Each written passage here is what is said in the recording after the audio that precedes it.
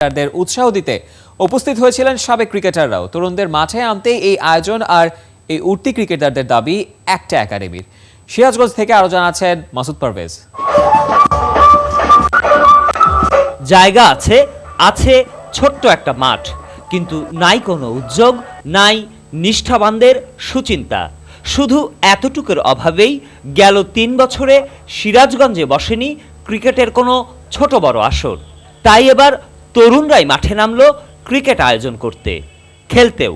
ওদের মনোবল সাহস জুগিয়েছে শহরের সামর্থ্যবান মানুষেরা। তাই তো আলোর মুখ দেখলো সিরাজগঞ্জ প্রিমিয়ার ক্রিকেট লিগ।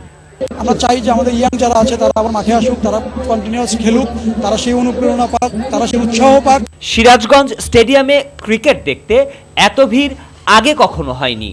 দর্শকের সারিতে ছিলেন ঘরের মেয়েরাও। ক্রিকেট প্রেমীরা খুশি এই আয়োজনে, সাথে আছে আক্ষেপও।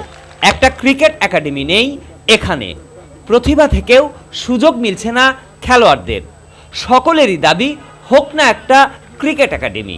যদি এখানে প্রশিক্ষণ থাকতো তাহলে ভালোভাবে আমরা ক্রিকেটটাকে খেলতে পারতাম। সিরাজগঞ্জে এরকম খেলা হচ্ছে, ক্রিকেটে এত দর্শক আমি এখনো দেখি নাই। 6 দলের টুর্নামেন্ট খেলা চলবে আগামী 12 ডিসেম্বর পর্যন্ত। মাসুদ পারভেজ, 71, সিরাজগঞ্জ।